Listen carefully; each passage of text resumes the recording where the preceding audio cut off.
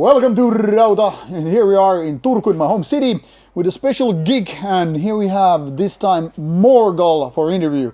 Now some people who have been following the channel for quite some time might remember that I interviewed these guys back in 2019, and now it's a new turn because some old stuff got away, deleted and all, and we're here for a fresh start in a way. So welcome. Let's introduce the men of the hour. Sir, please state your name and status in the band. Hi, my name is Crusher. I play lead guitar. And you, sir? SS Exiler, and I play drums. You are still very much a trio, and No, four guys. Four guys. So things have changed since the last time.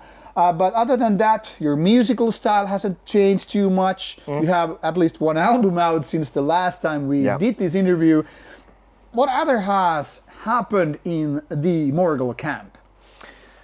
Well, the singer has been changed now, and second guitar player is also changed from the last time we met. Yeah. And been making new album lately, and that's about it. Having a few shows. So. The funny thing is, like when I met you guys, at least you and your brother back in the days, you were very, very young guys, like all barely 20s or so, and now you're actually adult guys. Yeah. No, just joking, but I mean... but it is what it is, like, I know what you mean, like, the years go by and, like, we're being more mature now than when we were in our, maybe 20s, so things have changed a bit. How does it, feel different being a little bit older and having more releases, so-called under your belt, and, like, more experience with, playing gigs and all? How things have changed in your perspective since, like, say, last 5-7 years ago? We become more lazier than ever. Well, I don't know how it's been changed. Like, maybe I only can say by myself, but I don't follow nearly as much the scene as I was watching a few years ago, maybe, because like there's so much going on, and like there's so many good bands, but you can't like hold on what's coming and what's going. So I just too much. I just do what I do, like. Yeah. What about you? Getting older and lazier also? Not later, but older, yes. Things has been going the same rail, I've been just playing drums, and maybe the band is nowadays, maybe, how can I describe, like 5-6 years back in the day, we were like, how do I describe this? We just love the kicking, and we was like every day we sit in our rehearsal room and playing our songs, and it's like 24/7 thing. Yeah. But we have all of us have personal life, working places and that stuff. So it's not the same thing. Slowing down in a way. Maybe a little. And I describe it maturing. Yeah, that's what it is. And that's also because of some circumstances nowadays, because like our singer/bassist lives in Helsinki. Yeah. So and we all we have daytime jobs and stuff like that. So it's kind of, you need to figure out when we can rehearse and stuff like that's not like when we were 17 or something like that.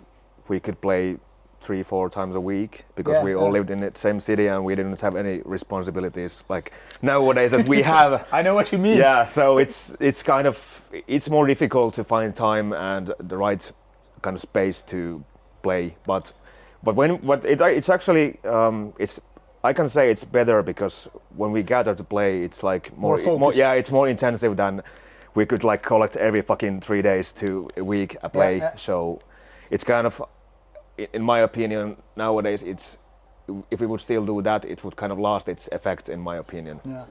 Well, there's a word for that. It's the end of innocence. Yeah. Once you're like teenager, you can all the time after school, you just go and play with your stuff, and you don't, like you said, no responsibilities. You don't have to worry about wives and workplaces or taking the dogs for a walk or whatever. And you're like, oh, fuck, man, let's blast it. And that's the funny thing talking to you guys, because I've known you quite a few years and remember the days when you were like so much younger, and most of the bands I get to interview, they're already old farts. So there's no difference so much like whether you're 30 or 50, but there's a big difference whether you're like 18 or say 25. How has it, reflected in your music, in your opinion, that is? Well, of course the playing has gotten better than when we were 18, something like that, but it also have been matured kind of, and we have found our own kind of style of playing and style of music what we make. It's kind of, you combine heavy metal and black metal, and you can listen probably anything and still could get some different bits from that. Like for example, I listen a lot of like goth music and stuff like that, and I still can like pick the right stuff out of that, even it's completely different music than what we do. So I think that's kind of that's the point. When you get older, you can accept it's more acceptable to listen music that you completely, maybe I cannot say hated, but it's not in your comfort zone. Yeah, and like when you were 18, like I know that some people may have like watched us like, what the fuck are you guys doing? Why are you listening to this band or this band? And now it's like, who fucking cares? Like if I like that band, I like that band. Like that's one of the best parts when you mature up. You don't really have to like, what are the scene rules? Like these big guys are saying, you don't listen to that poacher shit. You should focus on that. But once you get older, you're like, who gives a fuck anyway? So like we find our own path and all that stuff. Talking about fierce drumming, I mean your tempo is obviously faster when you go live, and it's not really slow or mid-tempo when you play on albums, but the heavy metal black metal combination on your like albums is like, okay, this is kind of fast and energetic, and when you guys get on stage, like what the fuck, like how it is for you as a drummer, how you keep up? Are there certain, I don't know, tips or hints you need to follow or routines that you keep up in the game, like being better and able to deliver those fierce drumming parts? I've been playing almost 20 years. And how it's possible, because you're 21? What the fuck, man? I started 25. at 6. Just kidding, that was a joke. But I think it's the attitude thing, and I've been always playing fast, like in my teenage years, when I was 13 years old. I played blast like 200 ppm or something like that. So I don't follow any rules or that. I just have my own technique. You know, basic finger style and that kind of things, but the main thing is that I hate fucking drumming, and that's interesting. I don't I fucking hate it. So hate is a very good motivational thing, and when I get behind the drums and when I started playing, I always think, your fucking drums gonna get beat tonight. So it's like your energy, you're gonna kick ass.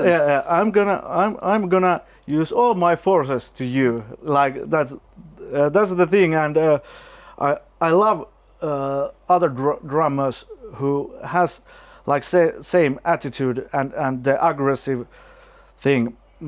Like, well, my idol is Phil the Animal Taylor from Motörhead, early Motörhead, and I really napped into this YouTube drumming scene, or that guys who play good and techniques are trained very nice, but they don't have any attitude.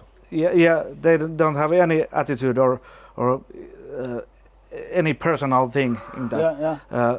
I love seeing the guys who play drums like there's no tomorrow, like and giving all the energies. You know, when I play like 40 meters gig, I'm very exhausted, and it's like good chest day in the gym. Yeah, I get it. Like high intensity. Yeah, I can get it. Yeah. I mean, that's one of what I really like in your music.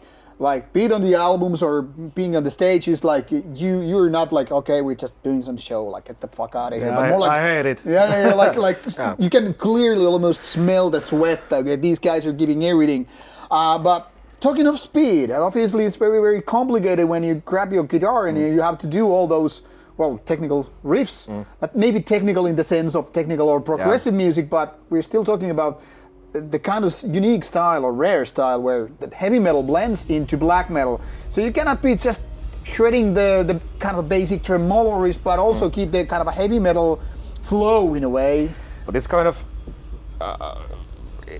hard to analyze myself, because like it's everything I do.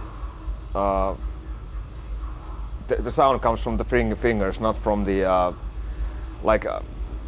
I cannot imagine not doing that, because like that's just the way I play. I love 80s heavy metal, so it's kind of obvious to me that even though this isn't 80s heavy metal band, but still you can hear these certain like nuances from definitely. that also. So it's kind of like I don't even like need to think it out, so I just do it. It's just my style, the way I play the guitar. I think that's one of the fascinating things with your music is that you don't really sound like a typical black metal band, and yet at the same time nobody would call, like, honestly say, okay, these are heavy metal guys using just black metal vocals. You're just blending them together, and there are not too many bands doing that. But have you found similarities, like a mental, say, brothers in a sense, like, hey, this is actually the kind of stuff that we do, even if it's different? Are there bands that you'd say are similar to Morgal?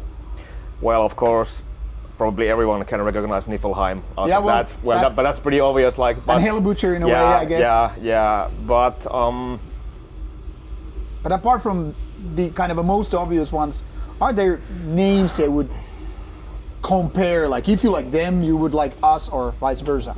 Probably like Destroyer 666 is one band that I can describe that probably has the same kind of music than ours. But I don't know, nothing comes to my mind clearly. Can you say any other band that sounds like same?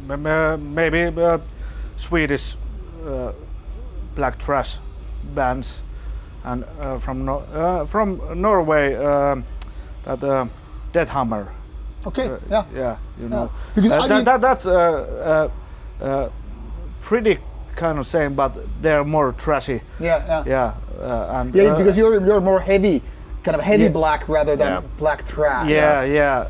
We don't have so much the thrash influences. Maybe like Sodom or something like that, but our mainly influences are quite clear. Niflheim, Iron Maiden, and Blasphemy. That's a good thing to mention, because obviously I guess a lot of people know that Niflheim are big Iron Maiden fans, so when you're picking the same obvious bands and yet come with a different kind of result, that kind of brings us to the beauty of art. No matter if you started with the same sources, you can still sound totally different. But the funny thing is that when we started Morgal, I've never heard of Niflheim. Yeah, me too. Or nothing Vatain or nothing like this Swedish stuff. We also knew Satanic Warmaster, Mayhem, kind of big names, Satyricon. So when we got older, and about after first EP, I started listening Niflheim more likely, and so it's not the first influent band for us. So the first influences for us was like Norway black metal band and Finnish. More traditional black metal. Yeah. than And the kind of nowadays. typical second wave. Yeah. But I think you would sound more boring if you were say inspired directly from Niflheim. Then I guess you would sound more like a copycat band and having less that, say, heavy metal vibe. And it's always been like, at least in my opinion, like we don't sound like a rip-off of any of those like bands that are like bigger. For example, like Niflheim or stuff, Destroyer 666, because like it has the same aspects, but it's still a bit different. Like because we have more maybe traditional heavy metal style involved in our playing than those bands. But so that's always good thing to remember, that even we sound like there's a lot of similar bands, but they are still kind of out of our range, kind of. Yeah. That's good, but how much does it restrict you? Like when you're composing a new song, how much you need to figure out, like, okay, we cannot put this and that into our songs, or we will sound like them, or we do you don't just have give a any restrictions in my opinion also. Are you still like the no law, no moral? Yeah, and if it sounds good, and it is good then. Yeah, and if we like to put some riff, which is unusual, we do it. It's we don't have any restrictions. So to go a little bit further, could you say, imagine, okay, we could use some clean vocals, we could have some female vocals here, we could have this and of that. course, if we wanna do that. Yeah. But the obviously, I was just like. Yeah, but the we so far so far we don't need any female vocals or clean vocals. Those are just exceptions. I just wanted to point out. One thing obviously people want to know when we're talking about extreme metal and all that, how are the lyrics? Now, how would you summarize some of the themes that are maybe more prominent or more right there in terms of, Morgal? Do you mean the newer stuff or? Either way, both new and old. I could say like from the probably the upcoming album, it's like kind of how do I say it? Before it's been like I haven't ever actually made any lyrics, or like I really didn't actually give that wasn't like my point of listening music if I wanted to read the lyrics. Like for me it's always been the playing and like how it sounds, but it's kind of good question how it's different than before, but maybe nowadays it's more like I could say some point it's gonna be darker. The themes are gonna be a bit darker than the last album maybe nowadays, but maybe you can answer that better. But when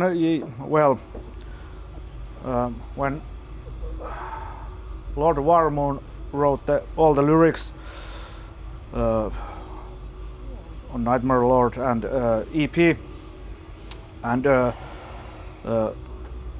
lyrics were more occultist and that kind of stuff, but the new upcoming album lyrics are more traditional satanic themes, like more closely Venom and that kind of like old school. Yeah, like old school, and that was the big question for us, who gonna make the lyrics the new album, because our new singer didn't want to do any lyrics to this album, so me and Crusher wrote the lyrics of upcoming album, and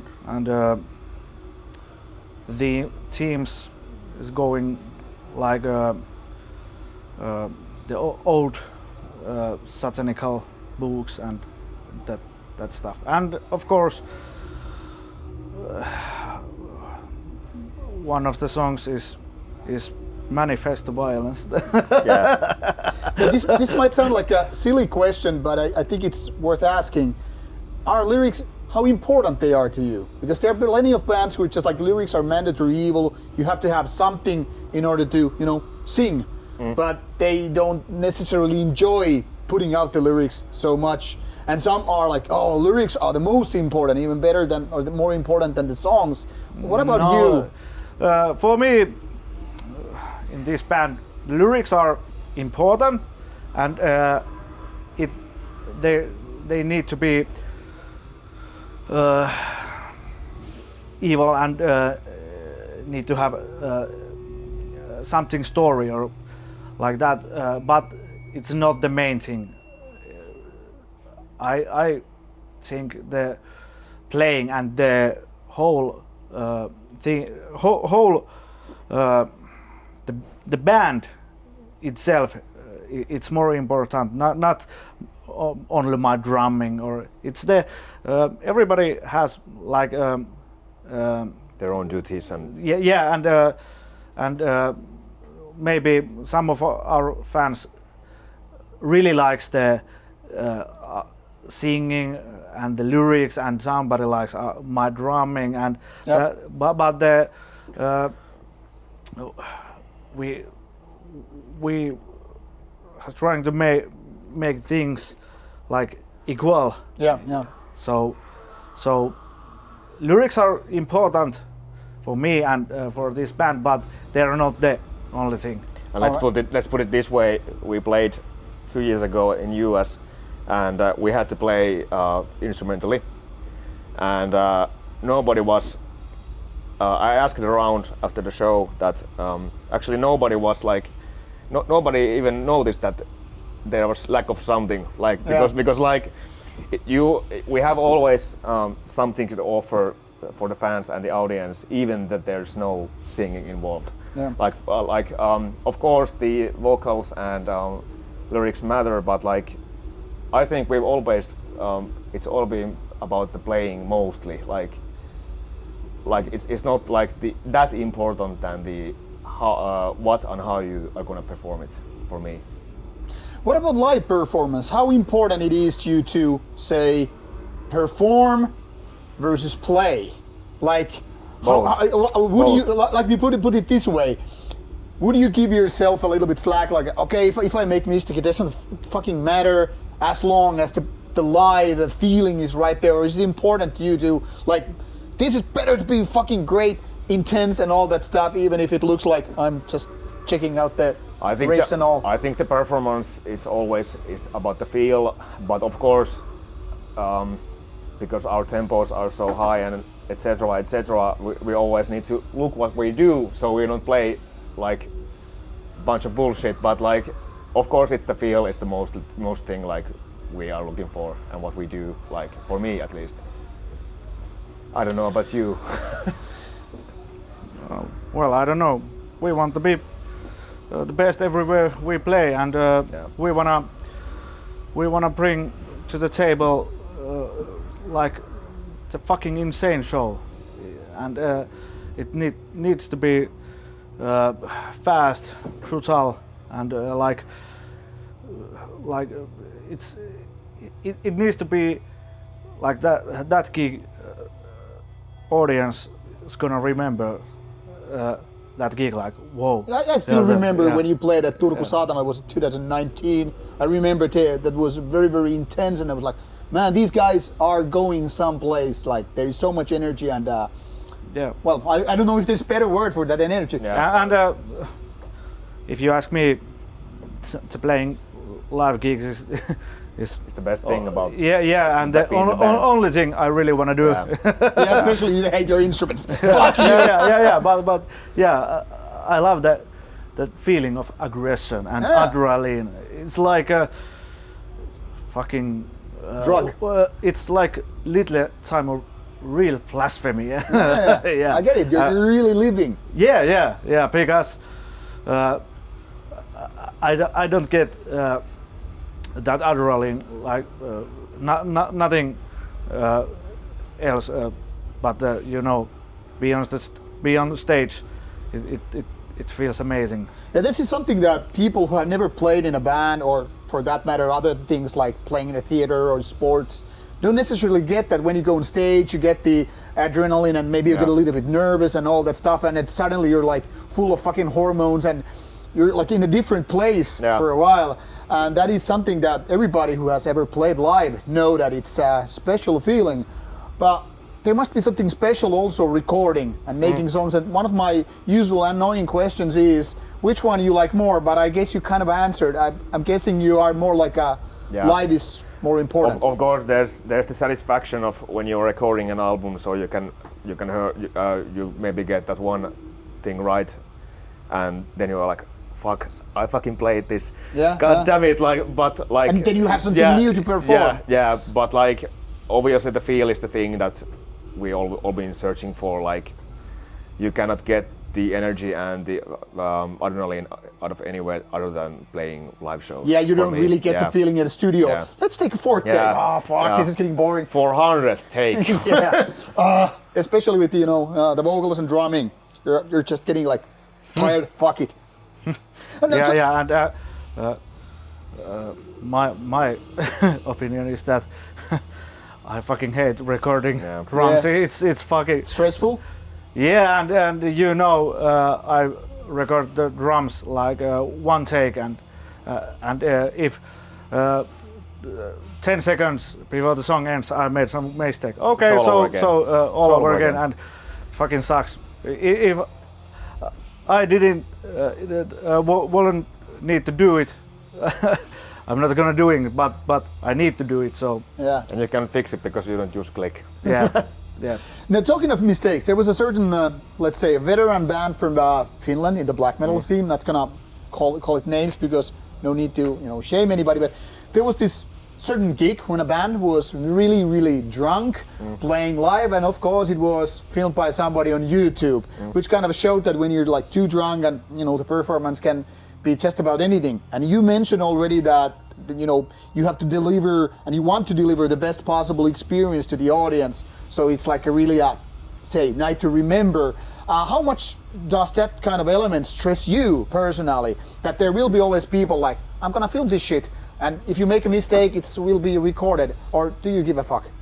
Well, for me, you cannot focus on those kind of things when you're playing live. At least I don't even notice if someone takes a photo or stuff like that, because I just play, and if I make a mistake, I will make a mistake. Who fucking cares?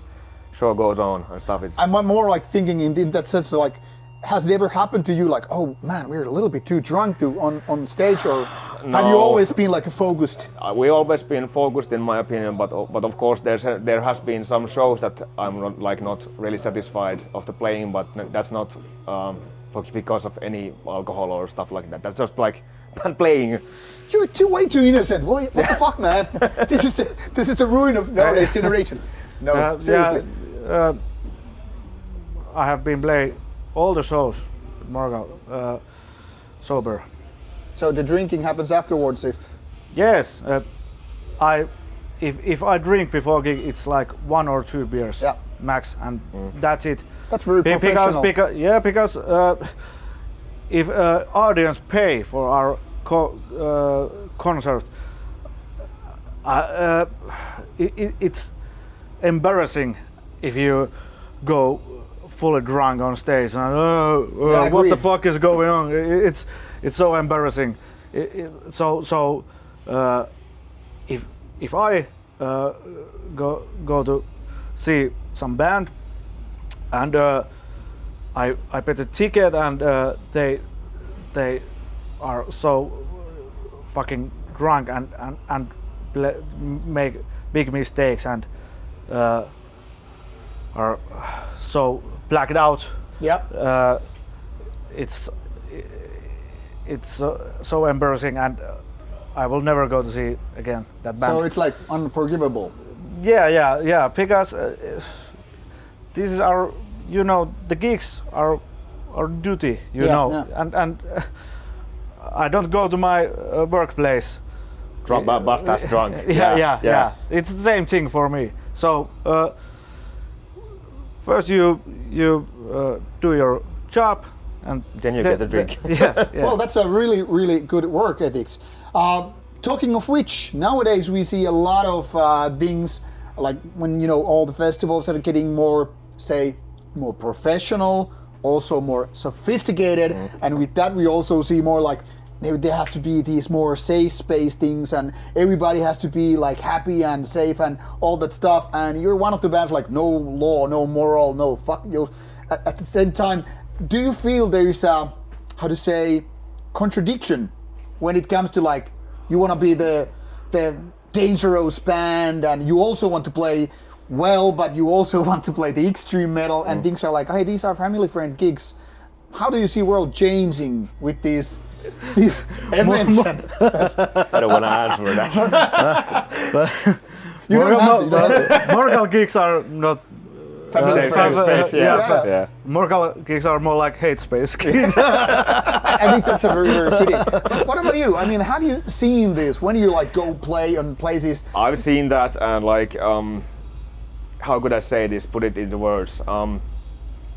You need to act professional out of stage. You need to do your thing and make everything like happen. But when you enter the stage, then you can be an animal. Like, you can bring that hate to the stage, and You can open the cage and let the beast in. but you can still be like professional out of stage, so everything like works, fucking check-ins and stuff like that. So you don't have to be the same person on stage and without the stage. So This is also something that I think a lot of performers understand, that it's you go in the different mental role. Yeah. You're almost like possessed when you play, and then you kind of flip it out when it's done. Do you have certain kind of a preparation to get you in that, say, dangerous beast mode before you get on the stage, or do you need a time to kind of zone back in? I think for me it's probably the first song when we play. That's the most difficult one, because like that is the time when you adjust about the audience and about being a different person on stage. But like I personally I don't need to like prepare that state of mind on going to stage. That happens on stage when I see the audience's mood and stuff like that. So then it really kind of opens to me. What about I'm not going to go too deep into personal life or anything but as kind of a young guy still, do you ever get like workplaces, like colleagues asking like, hey, what about your tattoos, or what about your gigs, and what kind of music do you play? Even Finnish police have been interrogating me about this band. So, but yeah, we get a lot of looks and a lot of questions, but like as long as you like do your job good and like be a normal person at your workplace, like a civil person. Yeah, really. like that. Like I could imagine like my colleague be the same kind of person that me, because like that's not a crime to be playing in a black metal band. That's not like, but of course that is a thing that a lot of people that are outside of this scene are gonna look you like, you have these dangerous. Who are you? What are you doing here? But like you just don't need to mind it. You can just like let it go. Yeah. What about you? Have you had like some bad experiences, like people giving you looks? I mean, you're not the most dangerous with your denim pants and Adidas shoes, but you know what I'm talking about. You have these palm tattoos, and you have the long hair, and you have dangerous band shirts and shit. Yeah, when so if my colleagues ask, I just say I play drums, and that's everything you need to know. It's very simplistic and all that stuff. All right, guys, we're on the clock. Unfortunately, we're gonna steer down to the end. Let's ask only a couple of more questions, and the first is, what will happen in, say, next year or two in the Morgal camp? You have the new album out, but what else there is coming for 25, 26? We haven't actually like decided. The main focus right now is to make the record ready and get it out, and hopefully book a lot of shows. That's our main focus, to do maybe next 2 years, to book a lot of shows and get more abroad. Because like there's been a lot of silence in the past, let's say a year and a half. We've been very quiet, like because of the situation about the lineup, and of course the songwriting started back in 2 years ago maybe. So we've been doing that in all silence and just focusing on that and getting the lineup situation ready. And now when it's ready, just need to get the album out and play a bunch of shows. All right. The second to last question goes to you, sir. What is your tip to the guys younger than you on the other side of camera and like, I want to be like that drummer. What do I need to know? No, you don't. Hate the drums? Yes, and don't ever start to play black metal. or Fucking listen to black metal. Yeah. What about you, sir? Word to the wise. What do you say to younger version of you? Like, hey, I want to also play, black metal or heavy metal or some kind of extreme metal. What do I know? I would say sell your instruments. These guys, maybe the greatest work ethic out there. No drinking before the shows and all, and yet they say, hate your instruments, sell your instruments. I think it's time to go and see these beasts on stage. Give Morgal a chance when you get to see them live. They are fierce, they're aggressive, maybe not 30 years after this anymore, but while they're still young and hungry, give them a go, but prepare for some impact. Now, off you go, people. Thank you for your time here on Rauta. We're looking forward to some violent show. Now, off you go, do your homework, listen to these guys, and stay tuned for coming material. See you and stay metal. Kiitos.